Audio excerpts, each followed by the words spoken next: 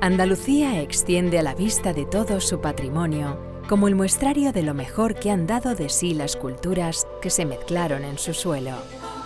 Las culturas dejaron obras maestras de variado estilo, todas ellas motivo de orgullo para un territorio cuyos habitantes mantienen vivas muchas de las características y del impulso creativo que las originaron. Se trata de muestras del alma de una tierra poliédrica, pero también de hitos que generan toda una industria asociada, la de la cultura, que tanta importancia cobra paulatinamente, más aún a medida que son declarados como Patrimonio de la Humanidad.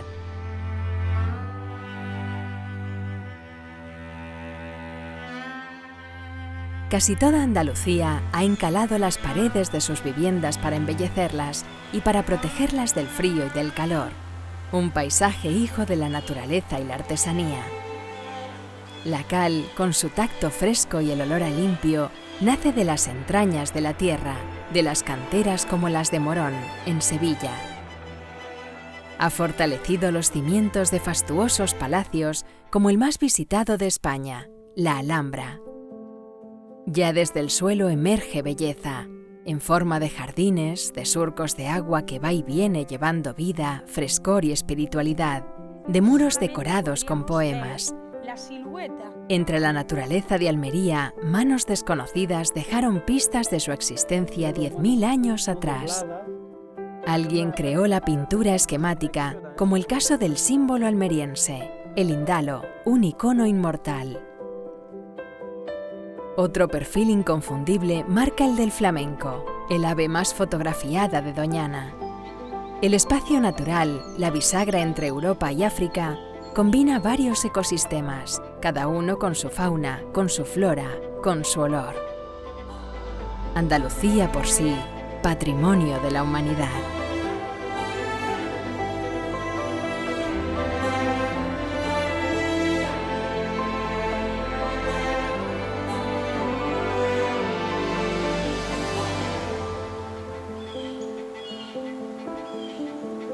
Sin duda, Andalucía tiene una riqueza patrimonial excepcional y es proporcional a esa riqueza la categorización que hace el Patrimonio Mundial de sus bienes. No existen elementos tan destacables como la Alhambra o la Mezquita de Córdoba o Medina Zahara en ninguna parte del territorio, o con esa acumulación, ¿no? Entonces, esta provocación de esos bienes, más las catedrales de Sevilla, la Casa de India, etcétera, o el propio arte prehistórico que tenemos en nuestra tierra, pues hace que se acumule en un territorio tan excepcional como Andalucía, con ese patrimonio inmenso, pues unas cuantas declaraciones de patrimonio mundial. El grado de conocimiento de los andaluces por parte de este patrimonio es diverso. Hay algunos que es muy famoso, muy conocido, es el caso de la Alhambra, del Generalife y también del Albaicín, pero sin embargo otro, como es el caso de la cal en Morón de la Frontera, pues todavía no es lo suficientemente conocido, lo cual también implica no es lo suficientemente explotado y por tanto tiene todavía una capacidad de crecimiento, de desarrollo y de atracción de población y de visitantes. Y Turkana está en una zona muy remota porque está en frontera con Uganda. Claro, pues igual. No pasa nada, ya está. ¿Cuál es el tuyo? ¿Este es el muro? El muro. Los andaluces somos privilegiados por poder tener este número y esta importancia en el patrimonio, porque tenemos más patrimonio quizás de mayor calidad que otros lugares. Teníamos que aprender a sacarle partido y sobre todo a que sirviera, no lo olvidemos, el patrimonio es un recurso educativo, no solo turístico, que nos puede ayudar a aprender cómo fuimos en el pasado y cómo somos en el presente.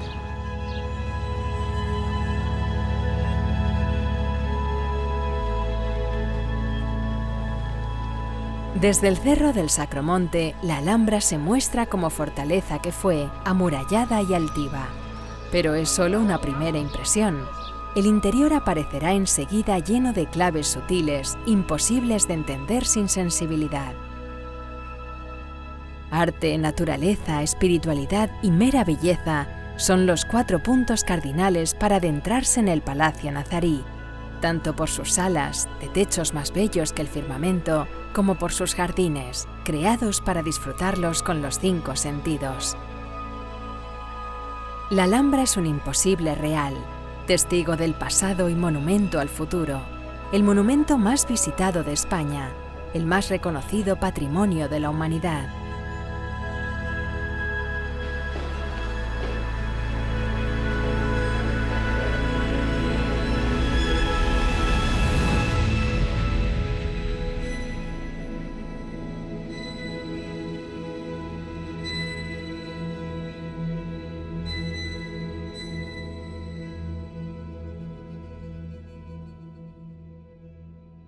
De la arquitectura y de todas las artes que componen la Alhambra, porque la Alhambra es una obra de arte total en la que se conjugan muchas manifestaciones artísticas.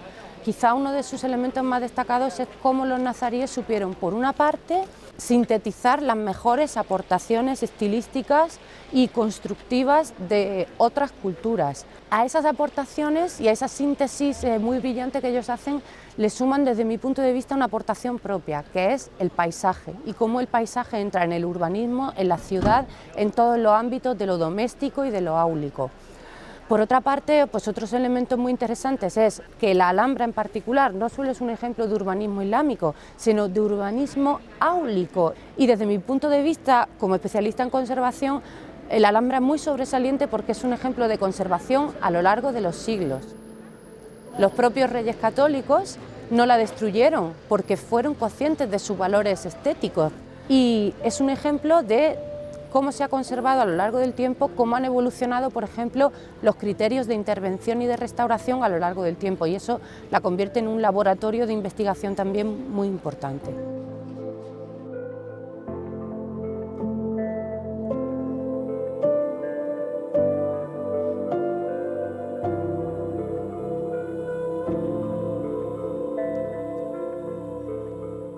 En la ladera del Cerro del Sol se avista el Generalife. Allí, el agua da vida al jardín huerta más famoso del Islam europeo. Sirvió desde el siglo XIII tanto de finca de recreo de los reyes como de lugar de labranza. Un palacio de estilo nazarí donde se aprecia la conexión con la Córdoba califal.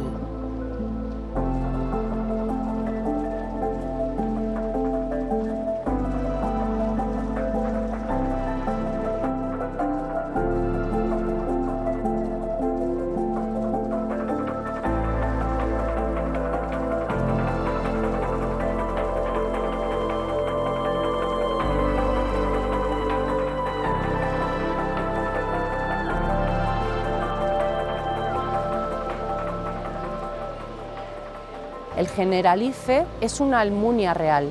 Una almunia es una explotación agropecuaria, una explotación agraria que servía en parte para abastecer a la Alhambra, pero también es una almunia real, era un lugar de residencia también para la familia real, era un lugar de residencia además absolutamente privado para ellos y donde se conjuga, por lo tanto, arquitectura, paisaje y agricultura de una forma completamente sorprendente y muy hermosa.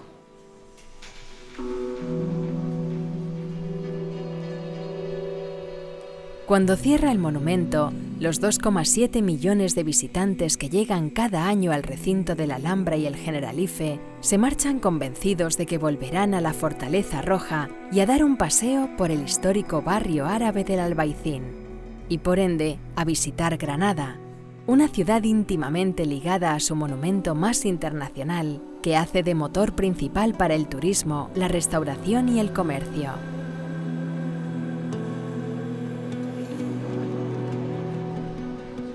Para el conjunto monumental Alhambra-Albaicín, que sea declarado ambos Patrimonio de la Humanidad, supone primero una enorme obligación, porque ya no pueden presentarse al mundo entero de cualquier forma.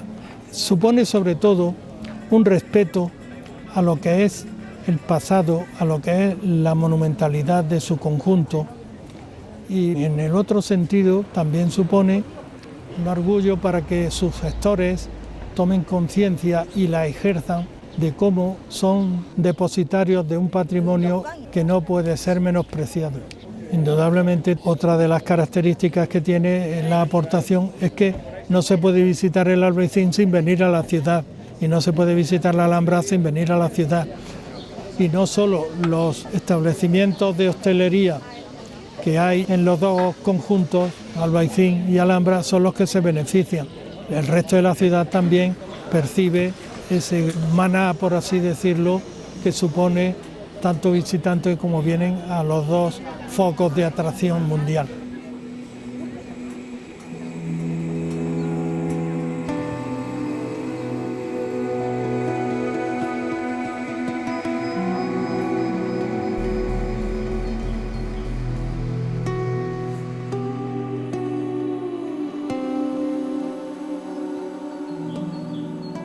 Desde la lejanía, los pueblos del sur lucen blancos entre los verdes de los olivos, cereales o viñas.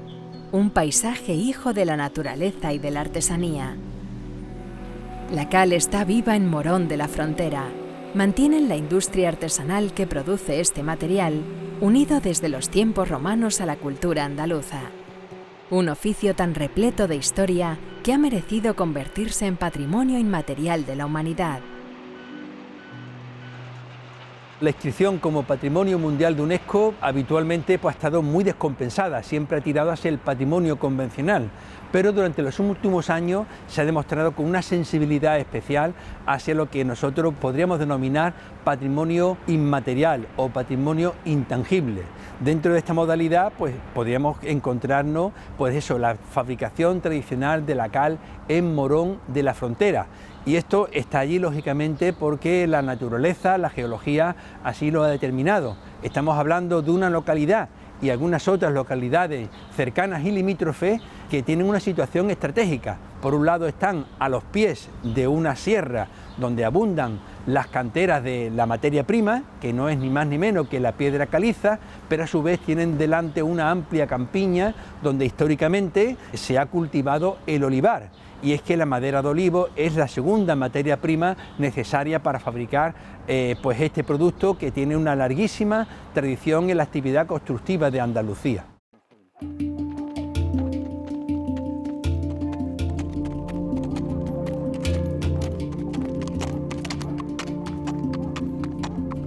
En la Sierra Sur de Sevilla aparecen todavía viejos hornos caleros en su paisaje natural. Estas modestas estructuras se repiten por todo el Mediterráneo. Los pueblos blancos de Andalucía, pero también de Marruecos, forman parte de una ruta de la cal que permite al viajero recorrer un paisaje reconocible.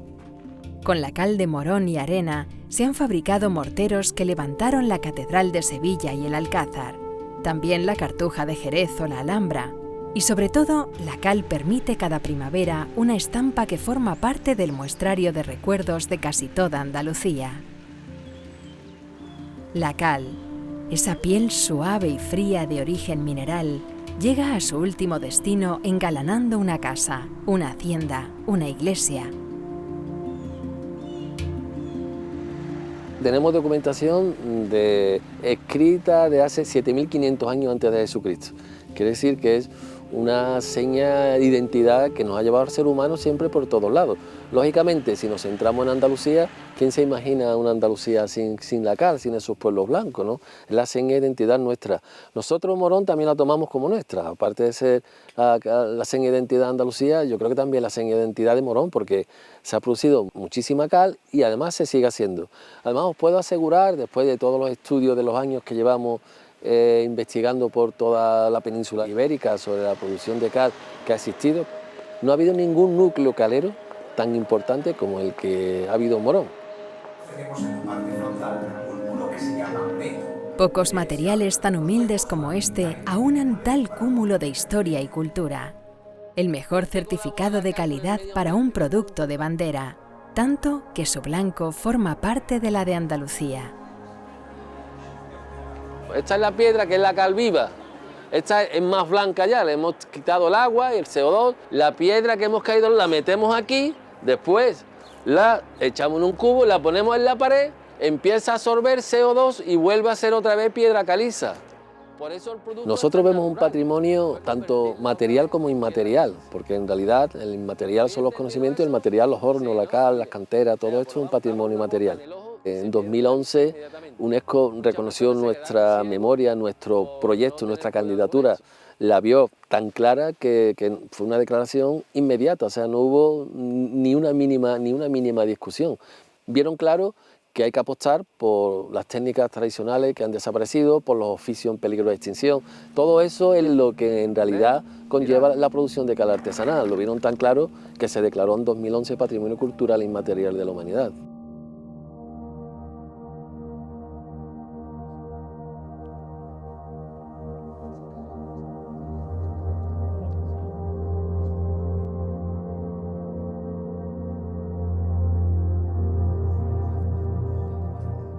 Los pintores de la prehistoria vivieron en estas montañas. En sus entrañas de piedra dejaron un muestrario de sus creaciones, tantas que todavía quedan muchas por descubrir. Con pinceles untados de negros y rojos crearon en Almería y también Jaén y Granada un relato de su tiempo en el periodo entre el Paleolítico y el Neolítico. Todo el arco mediterráneo español, desde Cataluña a Andalucía, se halla repleto de obras de arte rupestres, incluidas por la UNESCO en su lista de Patrimonio Mundial. En especial en la comarca almeriense de Los Vélez, donde emerge un hito natural, el Maimón, una cumbre que en sus entrañas guarda historias pintadas.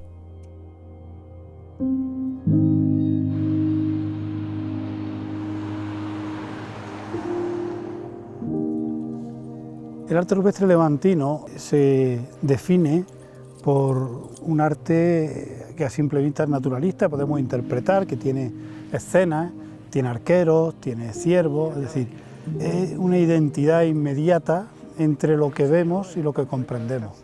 Y además es un fenómeno que ocupa un territorio muy particular, es decir, está solamente desarrollado en la vertiente más oriental de la península ibérica, aunque viene desde los propios Pirineos hasta el norte de Almería.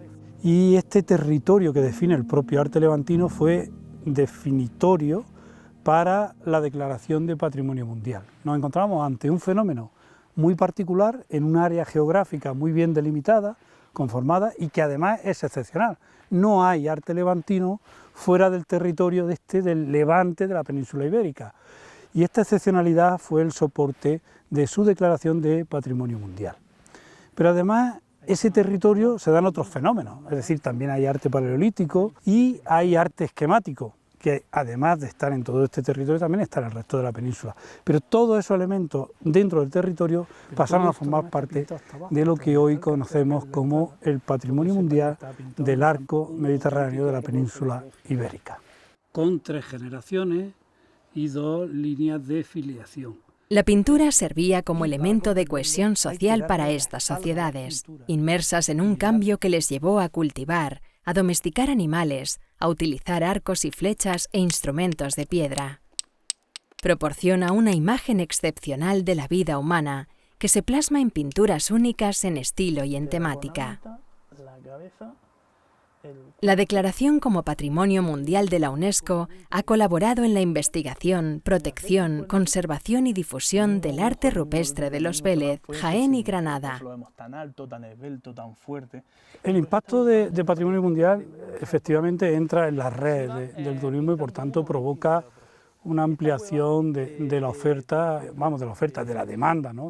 de ese turismo que hace un turismo cultural. Pero bueno, también tiene su reflejo en inversiones que tienen que ver con instituciones, ¿no? Que se pongan más medios porque es un compromiso del Estado y de la propia comunidad autónoma para reforzar los valores de los bienes, para mantenerlos. Eso genera también, detrás de esa inversión, genera investigación, que debe ser previa para hacer una adecuada restauración y conservación de esos bienes y una puesta en valor adecuada para el uso público.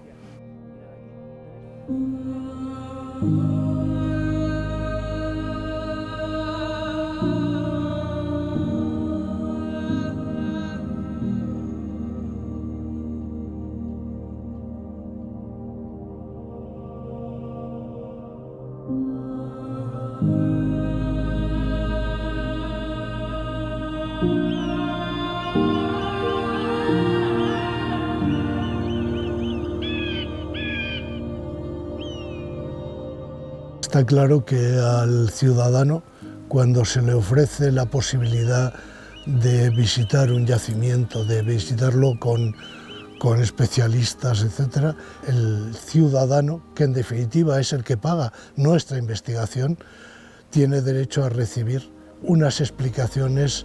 Por ejemplo, aquí en Ambrosio hemos tenido hasta 431 personas del Vélez Blanco, Vélez Rubio y del entorno visitando el yacimiento, y es en una oferta en 2 días, o sea que si se le ofrece al ciudadano poder visitar un yacimiento, él lo agradece. Las visitas vienen atraídas por estos 2 factores, y ahora con más motivos gracias al aval que ha otorgado la UNESCO, pero también por la sencilla belleza, excelentemente conservada, de los cascos urbanos de estas localidades. El trazado lleno de encanto y equilibrio del caserío de Vélez Blanco culmina en el castillo renacentista. Desde su altura, el paisaje espléndido que se abre adquiere ahora una perspectiva más profunda para el visitante.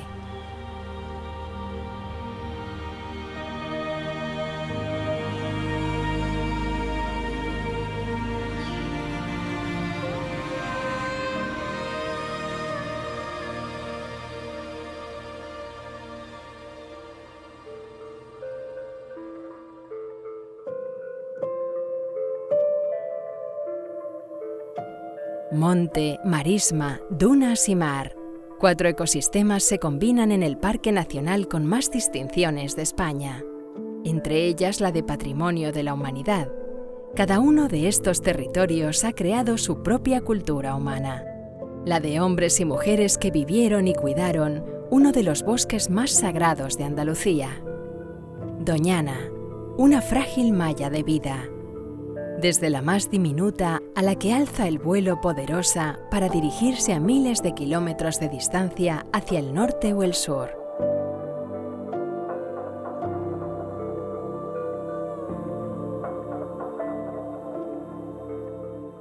Una de las características que tiene el Parque de Doñana es precisamente la diversidad de biotopos y de paisaje. Recordemos que tenemos una zona litoral, una zona de playa, que tenemos también algo que es muy escaso en España, como es el caso de las dunas móviles, que van avanzando conforme el viento las va empujando muy lentamente.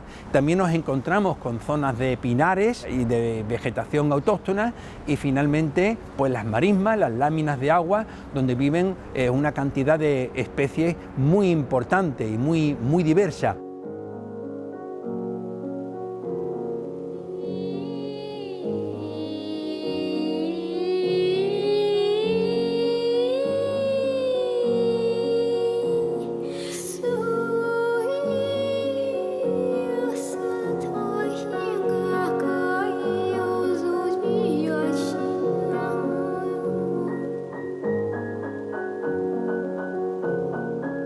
Amanece sobre la marisma y brilla una de las estampas más internacionales y hermosas del espacio natural de Doñana. Un humedal siempre tiene algo de milagroso, y al menos para una gran variedad de aves es simplemente la vida. Unas 200 especies de aves viven o pasan por Doñana. La fauna terrestre se hace visible en la zona situada tras las dunas, la del monte Mediterráneo. Esta riqueza animal, unida a su variada flora, permite contemplar múltiples estampas llenas de belleza, propias de la naturaleza en su estado virgen.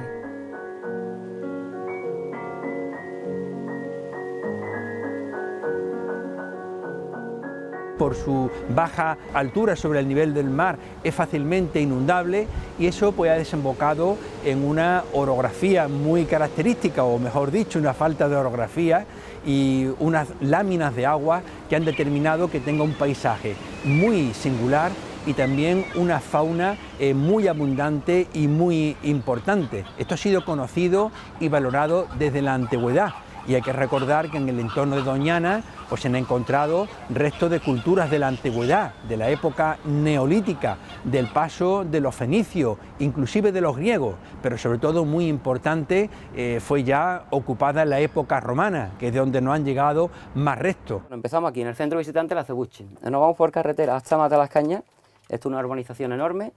Justo aquí al final donde bajamos a la playa y donde entramos en el Parque Nacional. Gracias, ya veremos. La playa es espectacular, sin hoteles, chiringuitos, nada de eso, sino playa virgen. Bueno, sí, al principio parece una choza, tipo esa que estaba ahí a la derecha. Son de pescadores. Estas familias estaban por aquí antes de ser Parque Nacional y le siguen respetando que iban a esto. En esta hay poco, hay 7. La mirada del visitante se pierde en la contemplación de dunas, pinares y marismas de infinita belleza. Es la mejor manera de comprender el motivo que atrae a 300.000 personas cada año y la causa de que sea patrimonio de la humanidad.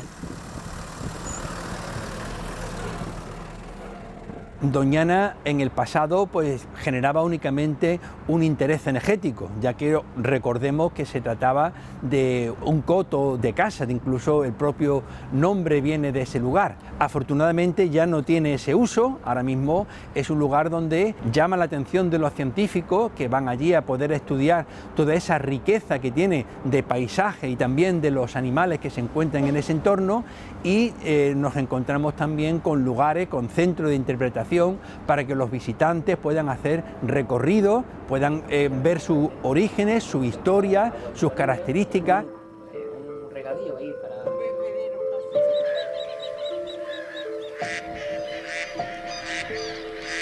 La música natural y el olor virgen de Doñana hacen más sencillo el final de la ruta por estos hitos universales de Andalucía. Paisajes, oficios, obras de arte que singularizan el extraordinario muestrario de la cultura de esta tierra mestiza. Siempre pensamos, ¿no?, aquello de tenemos que viajar muy lejos, ¿no?, para ver esos patrimonios que a veces los tenemos a un paso. Y yo creo que eso ha cambiado, esa percepción ha cambiado. Tener un patrimonio acumulado tan importante, tan espectacular y tan visible es un gran privilegio, ¿no? Y debemos ser conscientes, además en Andalucía, de esta importancia estratégica que tiene para el futuro, ¿no?, de la tierra, pero claro, con la responsabilidad previa de la conservación. Se nos conoce por nuestra cultura, se nos conoce por nuestras tradiciones, se nos debe de conocer también por ser óptimos en la preservación de ese legado.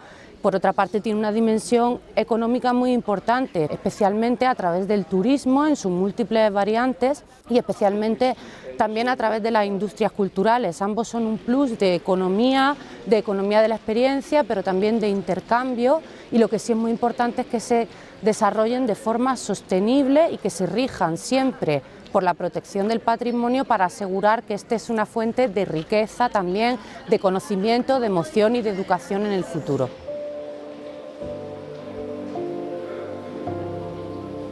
Conocer Andalucía es un ideal, pero intentarlo resulta un sueño al alcance de cualquiera. La belleza es el camino más dulce para alcanzar el conocimiento. Adentrarse en los lugares patrimonio de la humanidad que disfruta Andalucía supone un excelente comienzo para saber de lo que hemos sido capaces, para sentir la necesidad de seguir avanzando. Andalucía por sí, patrimonio de la humanidad.